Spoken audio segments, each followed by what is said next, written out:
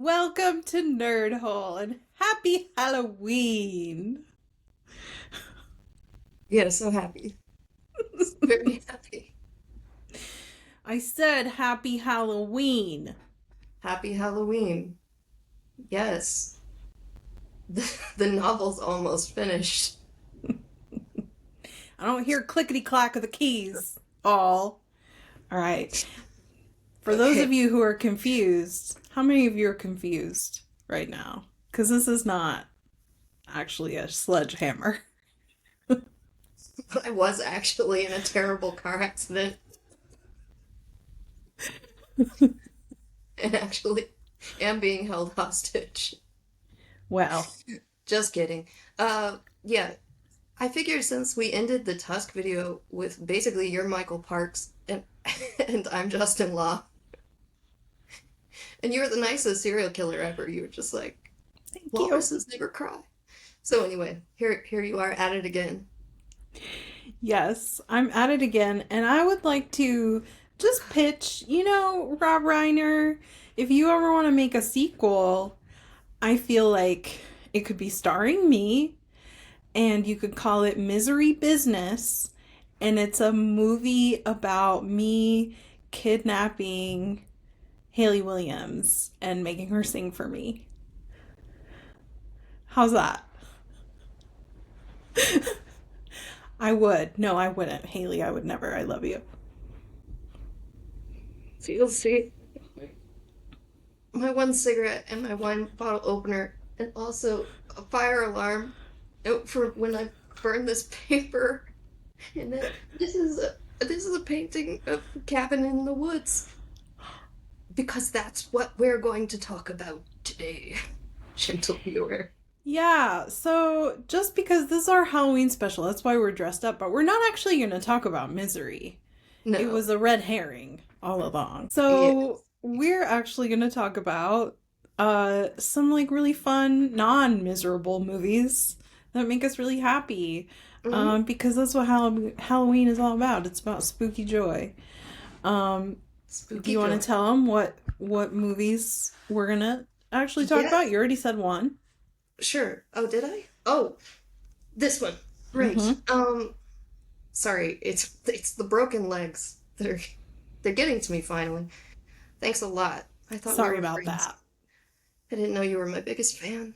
Um, anyway, yeah, we're gonna talk about Shaun of the Dead, one of the most delightful, wholesome, fun for the whole family, although not little kids because it will scare them actually. Eh, and you, little bit. Wholesome, delightful film, a comedy, um, and Cabin in the Woods, which is uh, a cherry on top of the Whedonverse, I would say. And I can explain why. Very much so. Yes. Yeah. Both of these movies I think have been at the very top of my um like rewatch all the time. The rewatch factor is so high, the joy factor is so high. I think they are movies for people who love horror movies. 1,000%. Romero apparently loved Shaun of the Dead and He told them did. so, which was really sweet. Yeah. He did, and it makes me so happy. And the other thing is, they're movies written by friends who are nerds, right? That's right. Oh, it works so well on so many And levels. they were a long, long time in the making. So the seed for Cabin was discussed in the Buffy years. Um, and then I think Joss said that Drew had found a shirt with a unicorn and a werewolf on it, maybe. And he was like, look, we got to make this movie. So I had this revelation last night that how you see Cabin, how much you love Cabin, depends on your level of conspiracism. And Natalie Wynn made a great video about conspiracism recently. It's not like having conspiracy theories, it's conspiracism as a style of thinking, which I have. So your enjoyment of Cabin depends, I think, on how much. I mean, obviously, you can enjoy it on the level it's a love letter to horror movies and a hate letter to horror movies at the same time. It's a spoof of horror films, it's meta, blah, blah. But then there's this extra layer for me, because I relate very much to Marty in Cabin, where in every Whedon property there is. So shady organization, concentration of power, a grotesque, obscene concentration of power. Every single one. Let's go back. The Buffy, the Initiative, and the Watchers Council. Yeah. And then in Firefly, obviously, the Alliance and Miranda, and Wolfram and Hart on Angel, and there's somebody else. Oh, the Circle of the Black Thorn on Angel, and of course Dollhouse. And it's important to remember Dollhouse was the show that was made right as Cabin was, being filmed, and that's why Fran Kranz is in it, because Fran Kranz plays not computer programmer but people programmer over on Dollhouse. He plays Topher, another one of my favorite characters of all time.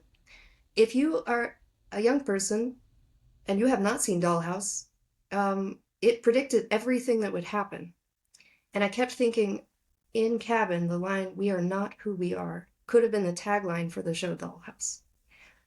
But so all of the Whedon properties got canceled at their best moments, but the Whedon shows tended to get canceled when they were getting good.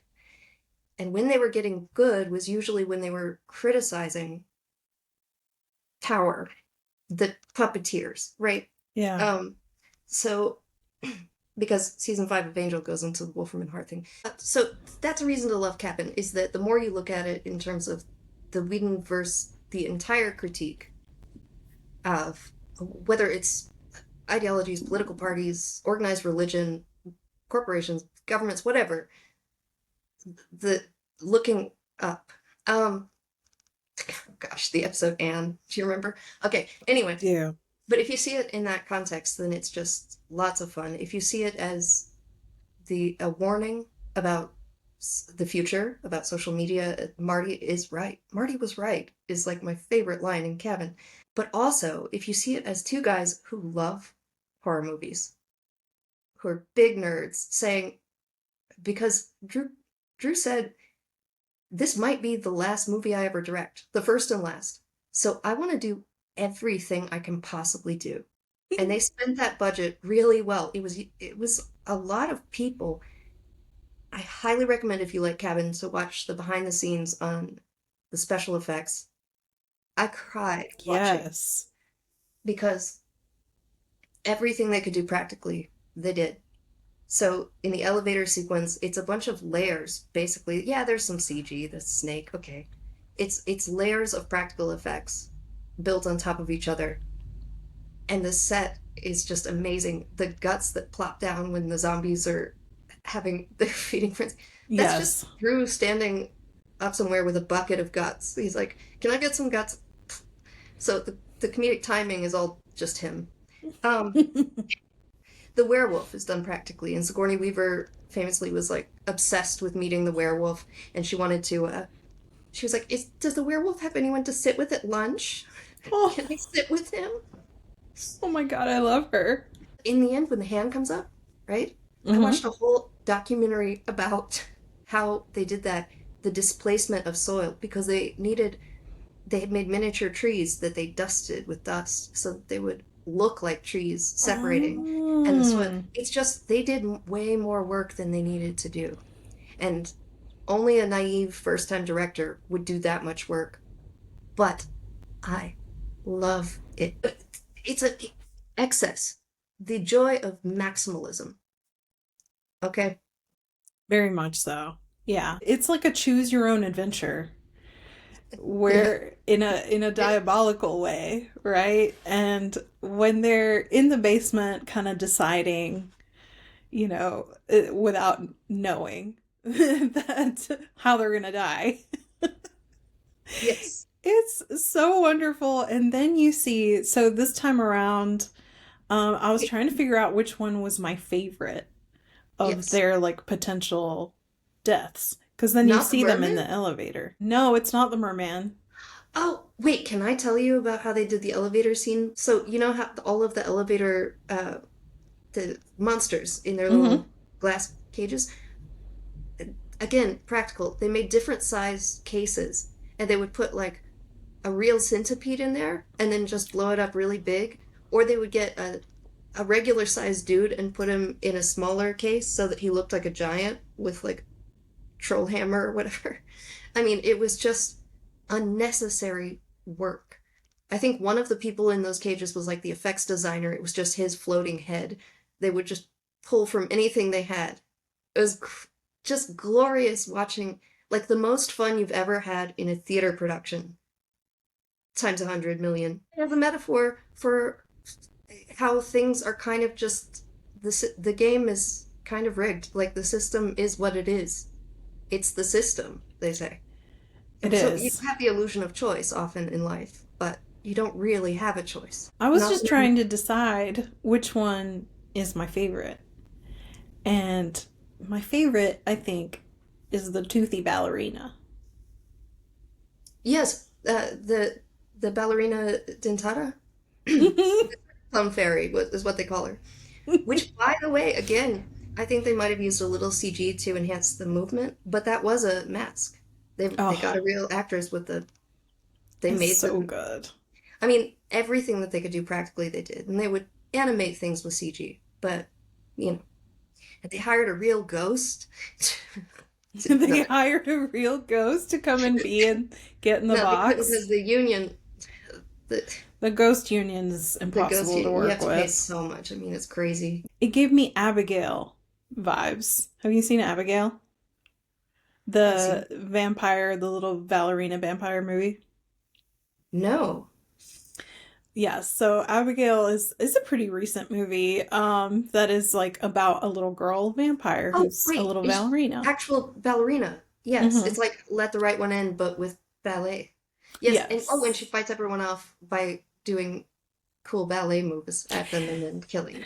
Like the Yes, whole thing is they think that they're kidnapping a little right. girl, but what they have really done is they kidnapped a little vampire. And so it's also kind of about that twist of who's actually in power here and like the victim becoming the predator. It's really fun. It's a really fun movie, but I was like, if only Abigail had had that that surprise of the turning around and all the teeth. Oh, I would have loved to see something like that in And it's Abigail. just so it could be taken on the surface as so this is a guy who's worked in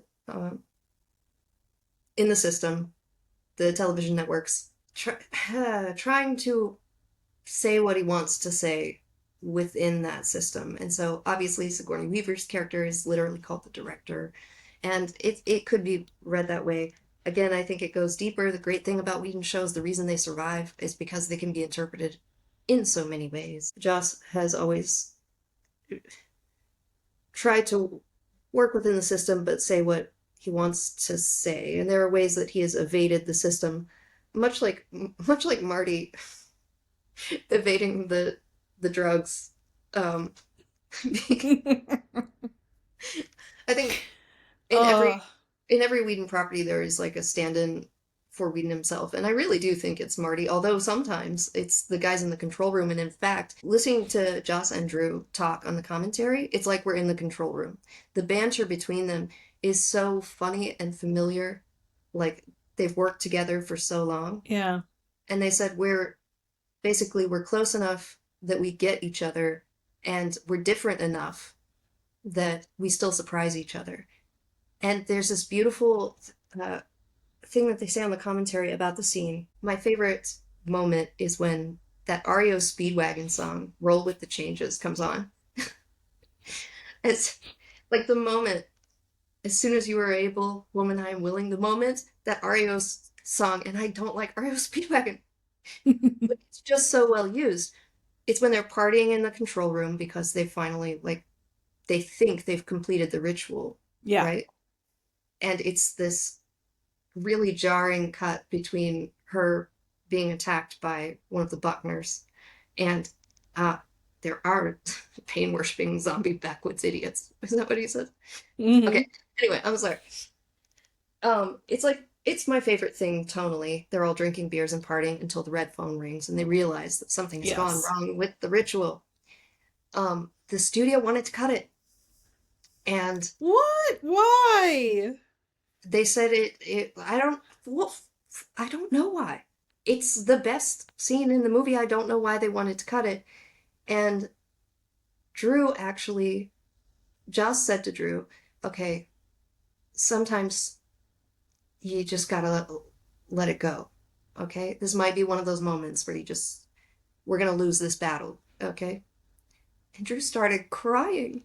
Aw, And he said that Joss turned around, picked up the phone, I guess his own version of the red phone. He picked up the phone and said, we're mm-mm, not we're cutting keeping it. it. And he Aw. defended that scene for his It's friend. crucial. It's It, absolutely crucial. And in a way, I think it lets you know really what's at stake because I think, and we've talked about this before, is that at the end of the day, it's really about making the choice of would you commit murder, like of someone who yeah, is close to you in order to save the whole world. And I personally would be like, if the entire world is hinging on me becoming a murderer, then maybe that's a world that should not exist. And so, yeah. I mean, we talked about this, like self-sacrifice to save the world, no problem. We're Buffy on yes, the tower jumping into the light to exactly. do Sure, its yeah, you're gonna take me out. save Cool. our big sister, Hmm. Dawn. But uh, yeah, but somebody else is Somebody drunk. else, And Dana's cold. Oh, I'm so, very much so. I'm sorry I let you get attacked by a werewolf and then ended the world. Um, it's such a Joss line. It's so obviously a Joss line. The other thing, okay, so these guys, I'm sorry, I'm such a nerd. Um, This is the one place they, where you don't have to apologize for that. the guy who was dressing the set with I think they're called the greensmen, with the fake trees, because they had like, they were filming in Canada and Vancouver, I think, and then they also had a soundstage that they made up as the woods, Mm, and with a cabin on it that had removable, it was modular so that you could put the camera in the ceiling, basically. yeah. Um, anyway, the guy who was doing the trees, his name was Glenn Forrester, and the two of them could not get over this, laughing about it. In terms of this being a love letter to horror, how about Sigourney Weaver? Just casting Sigourney Weaver in this like little part at the end. The fact that it's her is such a little just shout out to all the horror It was fans. originally going to be a male role, and then they were like, wouldn't it be more interesting if this was a female? And then immediately they were like, oh well, who would? Oh, Sigourney Weaver. Sigourney And then Weaver. and then it became, and if we can't get her, we're not doing the movie. I But mean, because they were honestly, able. they probably had to pay Sigourney Weaver more than they had to pay like any other actor in the movie. It's true. But Worth it. yeah, everybody seemed really excited to do it. I think Richard Jenkins had just done what was that? The Visitor. Did you see The Visitor? Oh, no, I haven't. So I think he was probably being nominated for awards or something. Hmm. And then he was like, "No, I want to do your weird meta horror movie, please." Yes. Yes.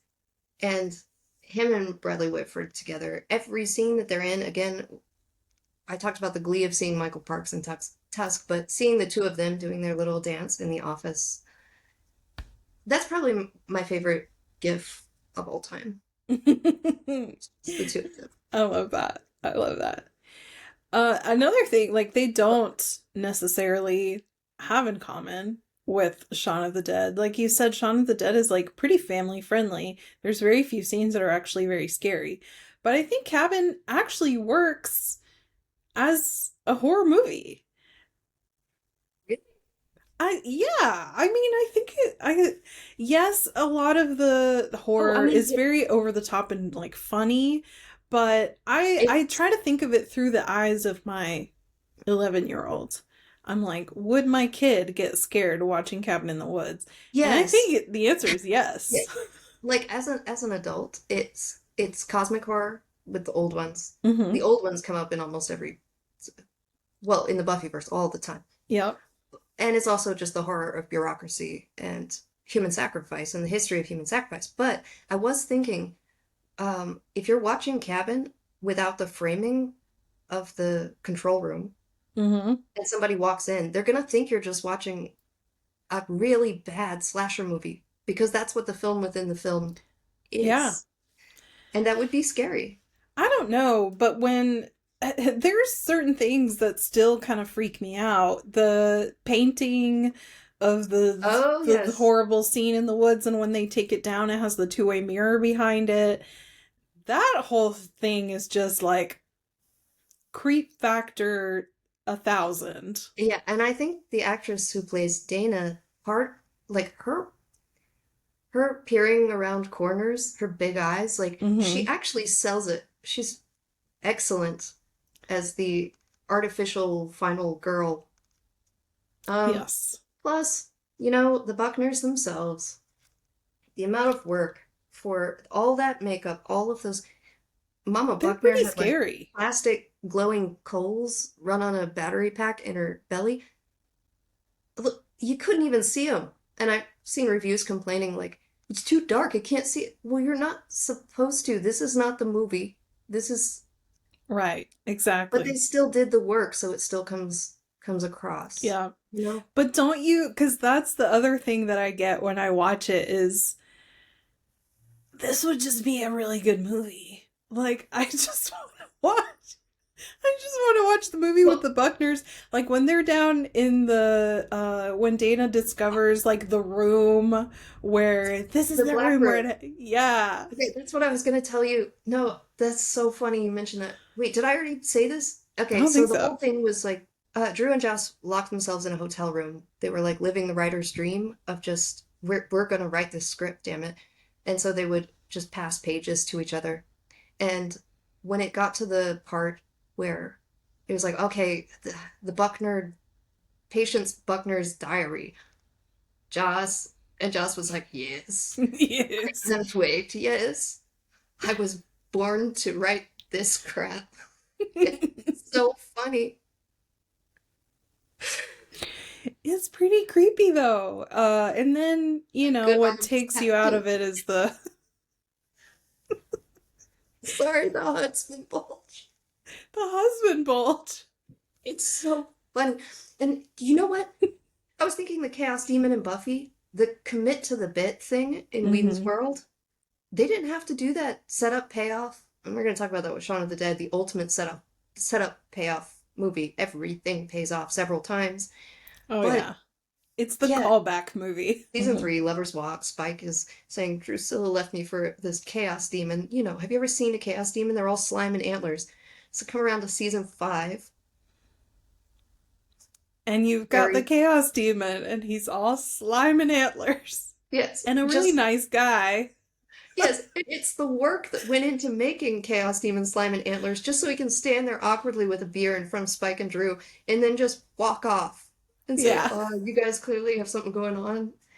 Like, Whedon will just throw money at a 2-second bit.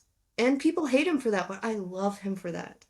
Oh, it's so great because when you think of, oh, this demon, have you seen them? They're all slime and antlers. It's really funny, and then you're also sitting there trying to figure out what that would look like.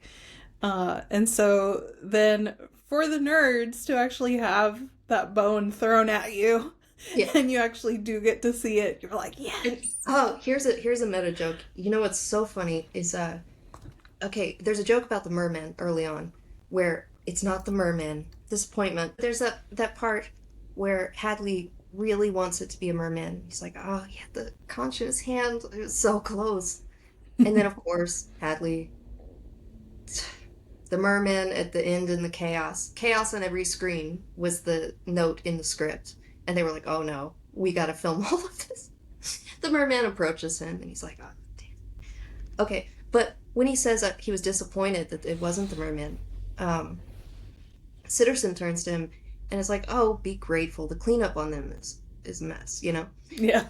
And it turns out, yes, actually, the cleanup on that merman was a mess.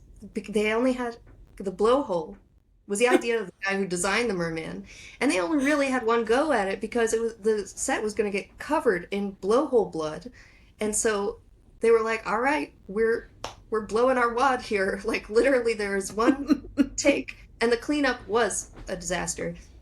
Uh, That's And hilarious. what's brilliant is that because they only had one shot, they just shot all the blood out of the blood hole till it started sputtering at the end.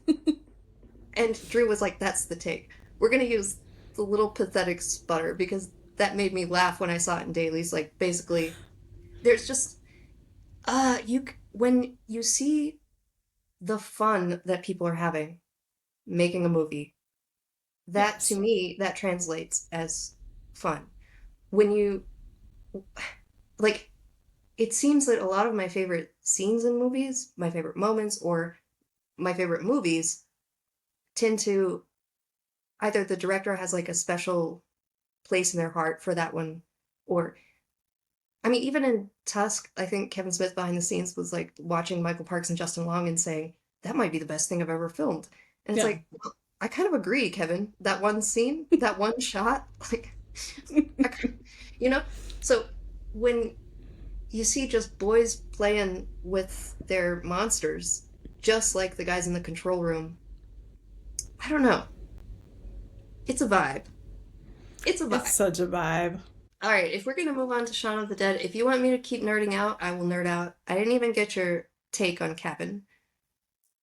I mean, my take is it's awesome. It's fun. It's hilarious.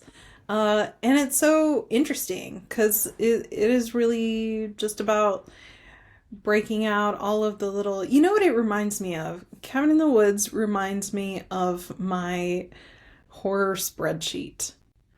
Yes, you The are Simpson with the big whiteboard. You yes, literally, you are. And that's me. I'm Ron the intern. So for I'm Tom Link. For people who don't know, I actually, how nerdy I am is I have a spreadsheet of all the horror movies I've ever seen and all the horror movies I want to see, and it's like a list of 1,000. And I categorize them all in all kinds of different ways. And every time I watch one, I sit there and go through like, okay, does it have any of the things that I want to track? So like, is it like have teenagers getting killed off? Does it have, is it like cosmic horror and old gods?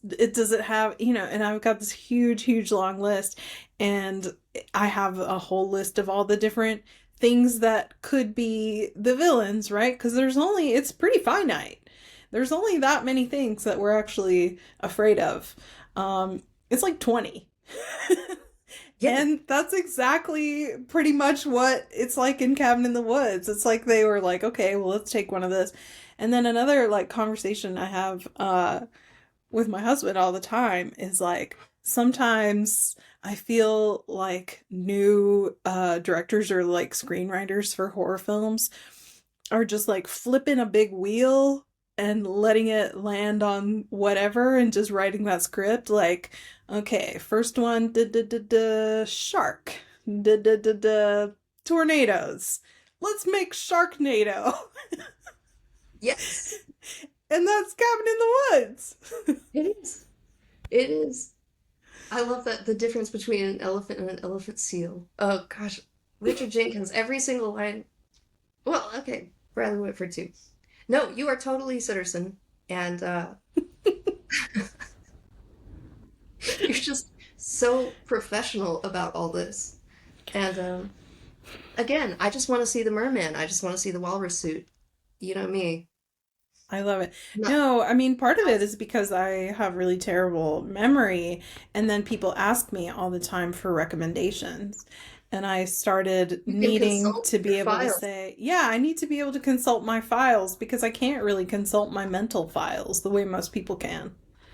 See, you're that kind of nerd. I'm the kind of nerd who just when Amy Acker got sucked up through the ceiling by the tentacle monster, and the reason I said ooh is because there's a season 4 episode Supersymmetry over on Angel where Amy Acker gets sucked into the ceiling by a tentacle when she's delivering a speech on quantum mechanics or something. And I thought, oh, poor Amy.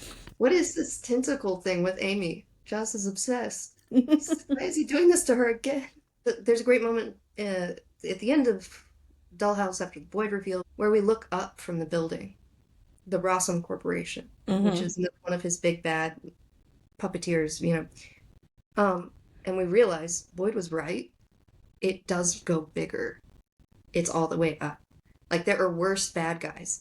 And I love that Cabin plays with that same thing where at first we think the Buckners are the bad guys, and then okay, the control room are the bad guys. No, no, no. Red phone rings. No, no, they're serious. There are Yeah. ancient demon gods under the earth that are going to destroy everything. They were right. Yes. Like Boyd was right. And the fact that they need the tropes of the different character tropes to be sacrificed. I love it. A fool, a slut. You know what else they were going to cut? Which just blows my mind. Studio wanted to cut the Japanese horror stuff. That's my Which would be a great favorite.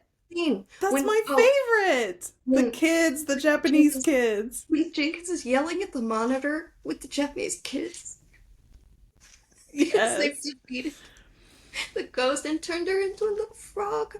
It's so cute. Oh my And that's a real gosh. frog, and it's adorable. I And I also want want to to see see my that art. movie. Yes, yes, I want a haunted frog, I want actually. the Haunted Frog Japanese school children movie. Yes.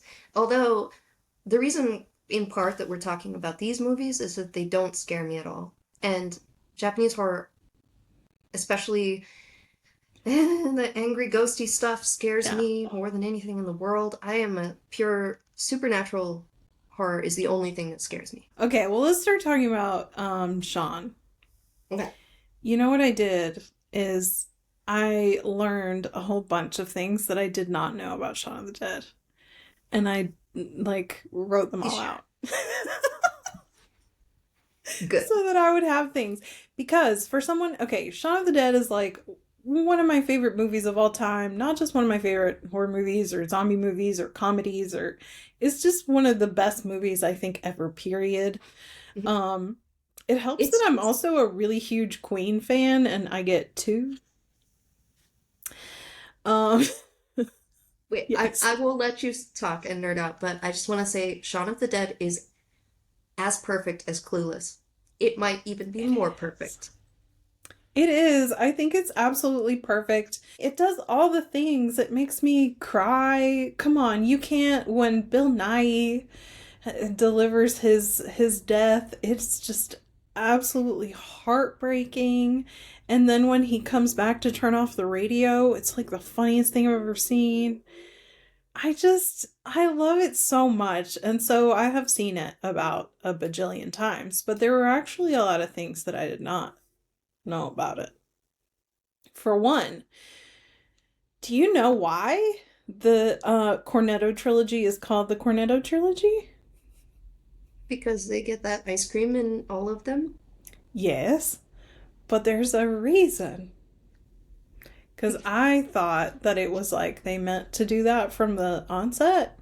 Mhm. And no, so originally, like the first one of the trilogy is Shaun of the Dead, and they had the joke with the cornetto because that was an actual hangover cure. Edgar Wright had as a, like when he was in college, he would, wake up hungover and eat a cornetto, which is an ice cream.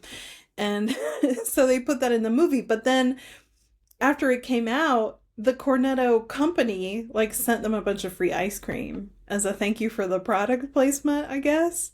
And then they were so excited that they were like, let's put a bunch of Cornettos in Hot Fuzz so we can get more free ice cream. And then they didn't send them any more free ice cream. They did not. And so then in at World's End, there's just like a wrapper, a cornetto wrapper. Well, then again, I really enjoyed it. I mean, all three are just wonderful, but All Shaun three is are perfect. wonderful. Shaun is absolutely perfect. Hot Fuzz I've also seen a million times, but for some reason, and I was trying to figure out why, I have not um, seen World's End that much, and I realized it's because it came out right before I had a baby. Oh, yeah. Yes. And that definitely changed my ability to just be watching apocalypse movies all Yes. the time when you've got a little baby. All right. 28 Days Later came out in 2002. This is one of the things we were talking about. Shaun came out in 2004. And when asked by an interviewer why they chose to have slow moving zombies instead of running zombies, because that was the thing now, right? It was like, if you Like I said, if you're doing a zombie movie now, why they slow again? because those weren't zombies, they were the infected. Yeah. They were never called zombies in 28 Days Later. They were the infected. Okay. Simon Pegg replied, because death is not an energy drink, which I love. I mean, they were huge Romero fans, and I just realized they're coming for you, Barbara. Right? Is in there. Yes. Well, Yes. this whole movie is just The references absolutely are everywhere. littered. It's just a billion references. We're coming to get you, Barbara. And when Romero watched it, he actually did not even realize that that was a direct lift from Night of the Living Dead. He didn't even realize that they had to tell him, which I think is adorable. But there's so many things. And then just like horror movies in general, like when they're doing the restaurant where Shaun is gonna take his girlfriend is called Fulci's. Yeah, you only see it in the yellow pages when he goes to call them, and it says the place that does all the fish Hmm. in the in the thing. It's Fulci's restaurant. And that's actually Edgar Wright's voice on the phone, Awesome. picking up at the restaurant, which is awesome. And that's Lucio Fulci, who directed Zombie. Um, so it's just all, you know. And then Mary, the zombie cashier, works at Landis Supermarket. And that's a nod to John Landis, who directed An American Werewolf in London. So you've just got them. It's all little Easter eggies. We, our nerd holes are coming together. Our nerd holes are holing. Oh, I gotta cut that out. We'll cut out our nerd holes are coming together.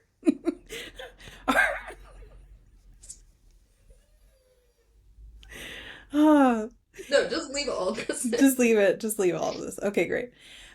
You know what so this time that I rewatched it for this, I watched it with Daniel, which was so much fun. We both love it so much. And he was like, I wish we got to see what happened to Diane, because we've got the scene where Yeah, she just walked on. she just goes into a crowd of zombies, like holding a severed leg and beating them off with the severed leg. Shh. Don't pretend I didn't say that. Um, but there is a DVD special feature thing that actually explains what happens to Diane. Do you know about this?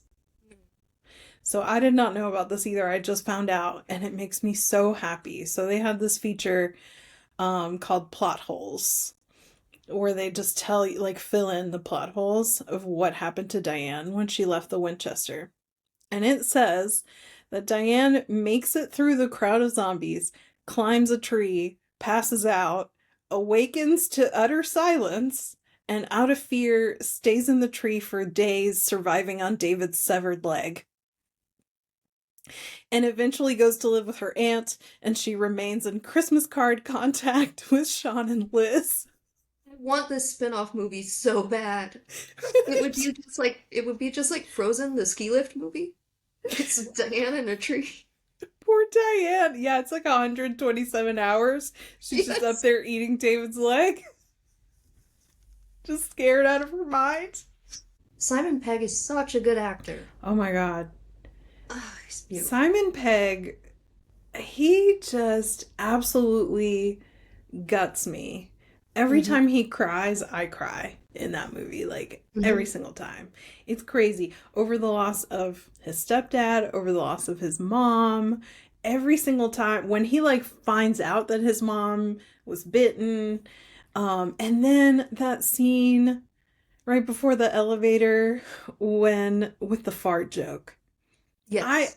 when else, what other movie in the world is going to make you cry like this over a fart joke? It is Exactly. one of the most brilliant, because, like, if, for anyone who hasn't seen it, please go watch Shaun of the Dead immediately. But you've got the joke at the beginning is that Shaun and his really immature friend Ed have like a running gag where Ed will apologize really sincerely, be like, I'm sorry. And Shaun is like, for what? And it's because he just farted and then he, smells it and he's like, oh. But then at the end, Shaun actually has something to apologize for. And he goes into this really heartfelt apology over having lost his temper, like to his friend who is dying in his last moments. And it's so moving. And then Ed says, I'm sorry too. And he's like, for what? And it's the fart. And that final I'm not laughing, and then they put their foreheads together. It's beautiful. It's It's beautiful. so heartfelt a It's moment. so heartfelt. I mean, it was heartbreaking to me. It was absolutely heartbreaking. But the Just, subtlety, like the for such an over the top, silly comedy, yes. the subtlety that they choose in certain moments, the two heads together, it's just it's beautiful. And it feels so real that well, that friendship is Yeah, real in real life. Those two yeah, are friends, but it's so lived in, absolutely. their relationship Absolutely. with each other. Their relationship throughout is so amazing. There's that other moment where David is like, your boyfriend. And Shaun is like, no, he's not my boyfriend. And then Ed's like, I'm sorry, the beer might be a little warm because the cooler's off. He's like, thanks, babe. Yes. It's so cute. Even the two of them singing white lines together, the way that Oh, their voices meld, you know that they've done that as like an inside joke with each other for years. did Like they, you? There's something about the music in this movie too. Like I feel like I had the soundtrack to this and the soundtrack to Hot Fuzz, were like as CDs, and they were always just kind of floating around. But I was obsessed with White Lines. yes, Were did I you? remember. Did we used to just like sing White Lines? Yes, yes, we did. And the joke of the zombie like grunting, like, and they're like, Mm. you could say See, I was the zombie when base we or when we used freeze. when we used to sing White Lines. That was my part. You were like, Mhm. ugh. We should do our zombie faces, by the way. Oh, Oh, the theater bit with Diane. I with love Diane that scene so much. and Like how Sean's close to mom. that. Sorry, I was miles away because she's got the. Mm-hmm. Well, I just have to say this about the score to Cabin. Can I say it now? Mm-hmm. Is that it reminded me so much of do you remember the theme from Chosen? Season 7, Buffy, the final episode, the Yes. big Lord of the Rings violins, when they're looking down at the Hellmouth and all the uber vamps. Mm-hmm. Um, the lead up, the, because you know what's coming. The comedic sort of levels of like dramatic music as Chris Hemsworth, who is not, by the way, Thor yet. No, no, nowhere near. Nowhere near. And it was actually a scene in the cabin where he's like, we should stay together. No, we should split up. Yeah. Where Joss was like, he's a superstar. He's an action hero. That's it. We're never going to talk to this guy again. And of course, he got the Avengers, so he could talk to this guy again. But Yep. anyway, when he's on his motorcycle, he's like, "Man, we're gonna come back. These big fucking guns and for Jules." And the music is swelling in that chosen way, and then you're like, Mm-hmm. oh, here we Yeah. go. But it was so convincingly epic hero music. I love Yes. everything the orchestra does for Cabin. Love it. It's perfect. And then the way we talked about this too, about how funny it is that he's like hitting All the the way down. virtual wall all the way down and it lights up every time. And It's then even when you don't see it anymore, it's still lighting up. He's still hitting. That's what I mean about the maximalism, the excess. They didn't have to. It goes just beyond the laugh. It just keeps going. Now Sean has a better comedic economy, much better. But it turns out I I like when things go too far. That's why I like Tusk when I really shouldn't. And by the way, Sean has like a 92% critic score and 93% audience score. Cabin has 92% critic score and like a 75-ish audience score. So, Really? Oh, that's interesting. yeah, Sean is just crowd pleaser Shaun extraordinaire. is beloved. Everyone likes it. Can I give you a nerd bite? A nerd bite. Yes. I'm Yes. hungry for your nerd bites. So there's a kind of Shaun of the Dead knockoff kind of movie called like Bloodsucking Bastards, I think is the title. You might have to look this up. Hmm. Corporate vampires. Have you seen it? Yes. Okay. It's silliness, but I only watched it because Fran Kranz is in it. You told me Marty. about it I because follow Fran Kranz Marty. is in it, and I watched it Oh, you because you did. told me to. Well, I Yes. didn't tell you to. It's not very great. And by But tell me to watch it, I mean I mention that you mentioned like it. And that is a direct call. no. How could Yes. I will like everything that man is in, okay? I mean, he's such a cutie patootie. And he's a really good actor too. There's a scene in Dollhouse where he breaks down crying and he is so Hmm. good and it's with Olivia Williams and they are just yeah. Shaun of the Dead is the ultimate callbacks humor movie. And it doesn't just work, I think, to better the jokes. I think it's also a storytelling device.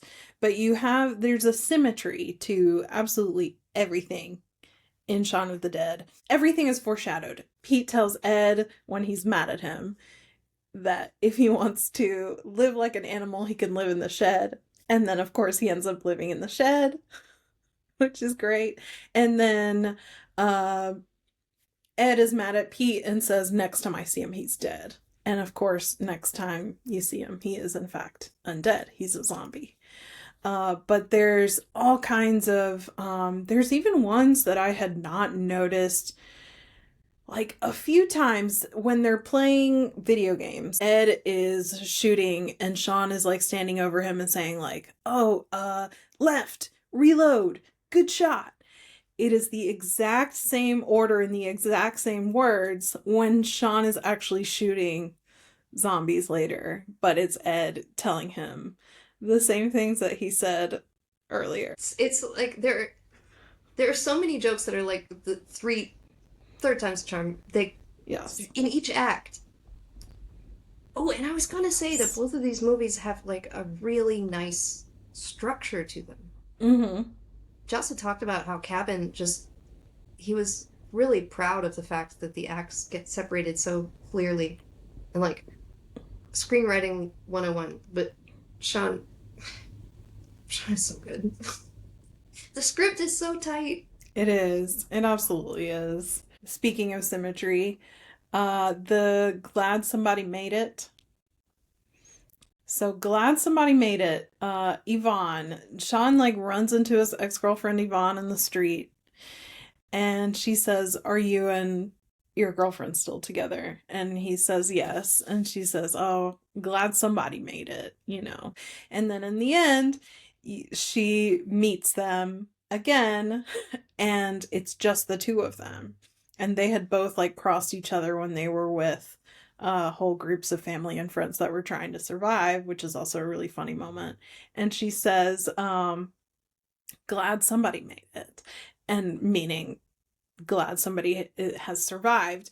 But the other funny thing that I did not realize until much too late is that at that point, like, she's single again because her boyfriend got eaten. Yes. And so, glad somebody made it is also referencing the fact that she now is single again.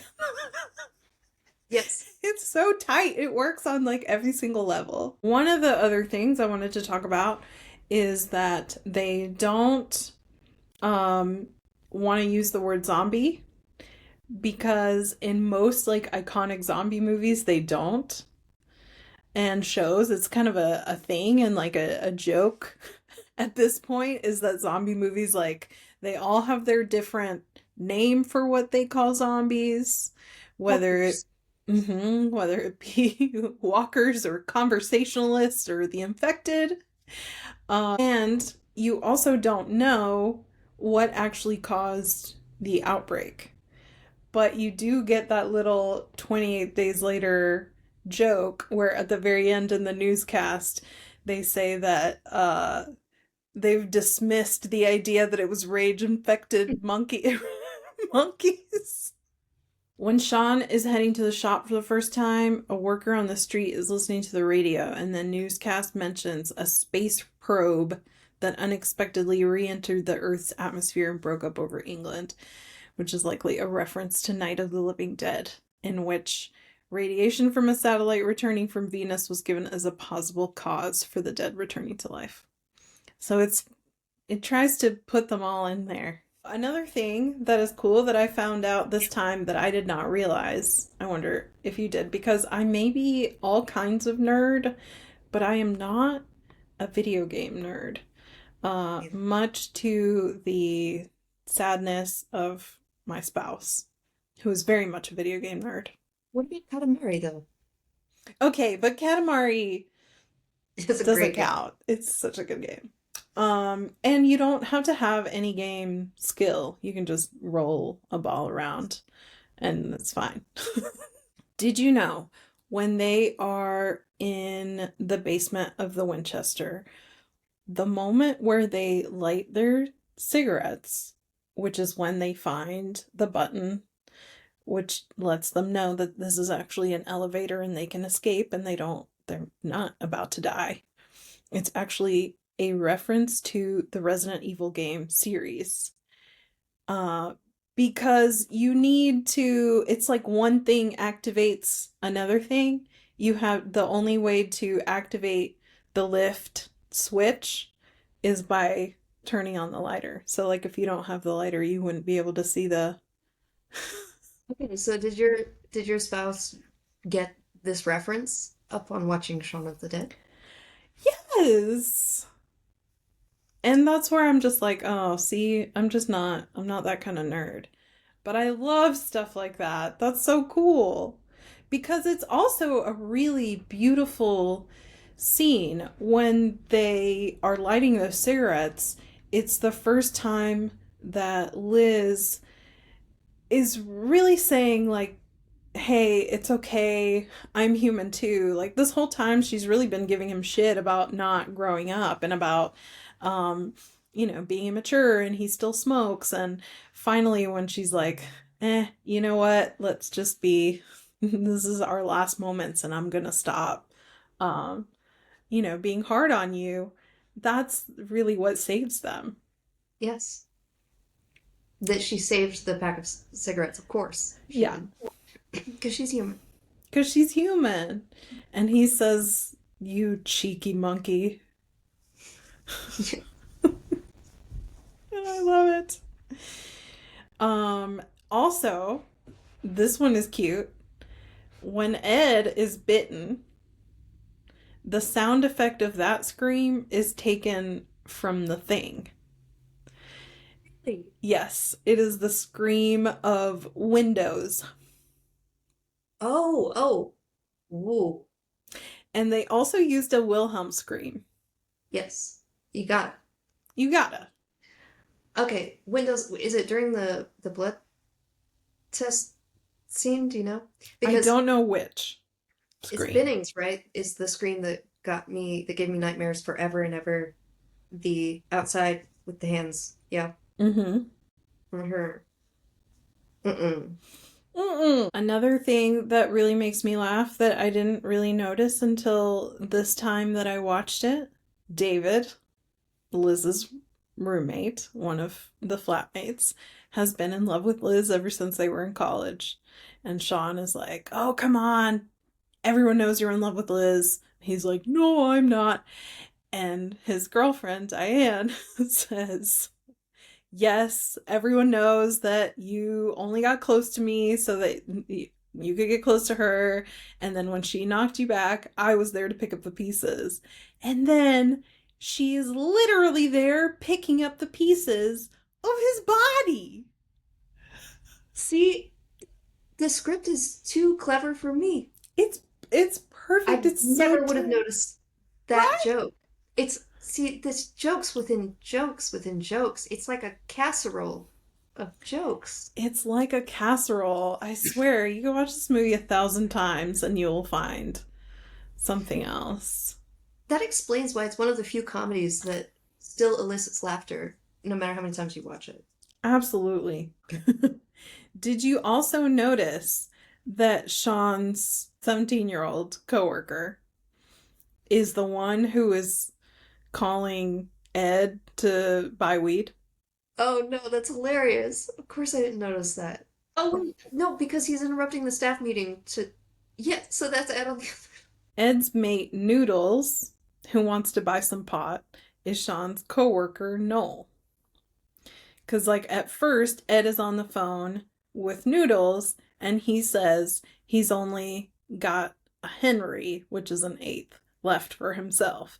And then Noel, in the middle of the staff meeting that Shaun is holding, is like talking to his other friend on the phone and says, no, I called my contact, but he's only got a Henry. And then my favorite thing is that all of the zombies are first introduced as people who are alive. So you've got, there's an introductory scene when you've got, like cashiers and like just people going about living their normal lives. And it kind of shows them in zombie-ish repetitive motions. It's just kind of already doing that thing that a lot of zombie movies do, which is saying like, well, who are really the zombies? The ones who are living or the ones who are dead? But then what happens is every single zombie you meet is somebody that you have already seen on screen who was like an extra before. And I think it's so brilliant to do that because so many times the extras that you see you're meeting for the first time as a zombie, it's kind of impossible to humanize them in this way. And in this film, you're really just faced with the fact that these are all like people. Each zombie really like represents a loss. It's a person that you just saw like carrying on and living their life. And they even put that they keep a little piece of their personality, right? So like the kid that's kicking a ball and it hits Shaun in the face. It happens again when he comes outside and the kid is undead, but he's still kicking around his football. And then the same thing happens with Philip, the stepdad, who is still going to turn off the loud, obnoxious rock music, and a bunch of other things. Ed retaining his love of video games as a zombie. That's right. Ed also at the end, and he even tries to. I love that scene where he's like, he goes to like chew on him a little bit. And he's like, yeah. Ed! It's so cute. Why is it so adorable? And of course, this movie is about growing up and reaching the next stage of adulthood. On the commentary, Joss and Drew were talking about how Cabin is really about youth and about the nature of youth, that this decision that Marty's making, I mean, it's like the tyranny of the old folks as experienced by the youth and vice versa. But you have to do that. You don't understand the stakes of this. Yeah. And Marty's like, nah, not gonna. It works in both directions. And funny enough, what they actually want is the sacrifice of youth. It has to be youth that are sacrificed. Yes. There's the scene where Philip in his moment when he's dying, and he finally reaches out and says, it was difficult, raising you, and you were already a young man when I met you, and I always knew that you were capable. I always knew that you had so much potential, and you just needed the right motivation. That's kind of the encapsulation of the whole movie, is that really he is someone who's had the potential in him all along, and what he needed was the right motivation. And it's just really funny that the right motivation is the zombie apocalypse. There's some people who were born for an emergency of this magnitude, who may not be the kind of people who are just thriving in a normal corporate capitalist society, but once it completely breaks down, those are the people that you want around. Yes. And I was going to say Marty as well. Like, Mm-hmm. he's supposed to be the fool they cast him as. He figures out how to hack the elevator system. Yes. He figures everything out, and he's always had it figured out. And he's presented as just a moron. When they're throwing records at the zombies, like Oh, they of they, course. they throw a record and one of them hits, and then all of a sudden they decide that this is the thing, this is how they're going to take them out, is with by throwing records at them, are going through and deciding which ones are okay to part with. And the fact that they're like, no, not Prince. Like, I'd rather die. I'd rather get Batman's. eaten alive than throw Purple Rain. I feel like that's us. That's us in the zombie apocalypse. Yes. That's how we get eaten. That's how Like, we get eaten, is if we're sitting there trying to decide which DVDs we're gonna throw, and we have to have an argument about which season of Buffy is okay uh to throw. two. No, 4. And now we're dead. I think that's why we wanted to do this The episode palate cleanser. specifically, yeah, for Halloween, because we watch other movies that are very heavy and that raise all kinds of existential questions, and sometimes you just want to laugh as a fan of horror. And there's one more that I absolutely have to give a shout out to, because to me it's a trifecta. It's Cabin in the Woods, Shaun of the Dead, and Tucker and Dale versus Evil, Yes. that I always come back to over and over, that always make me laugh. So there you have it. Two fabulous movies coming to you from the scary bedroom of Annie Wilkes. This is the only way that I can get somebody to talk about movies with me, is if I tie them down. Uh, Look, Shaun is obviously 5 out of 5, but yes, I can't. What? It's a perfect movie. Shut up. You agree, right? I mean, let's okay. But Cabin again is one that personally I I love it so much. It's a perfect movie to me. I don't know if it is to other people, and so I wouldn't say Cabin is effulgent. No, that's too much of an inside joke, isn't it? I mean, if you've seen No. Buffy, then it's not an inside joke. Cabin is Merman. My ratings are very simple. I think they're both 5s. They're just both great movies. My So this, personal enjoyment level, I think, is on par with the personal enjoyment level of just about everybody out there. They're funny. They're good. It's good fun. It's just good fun. They're just good movies. Just go watch them. I got a cat and it makes sounds and it feels good. It feels bumpy. please leave in Annie Wilkes ASMR. Please. Anyway.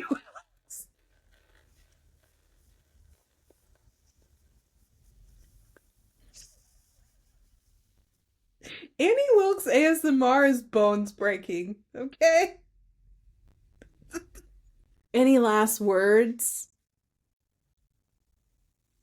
Happy Halloween! Happy Halloween. Happy Halloween!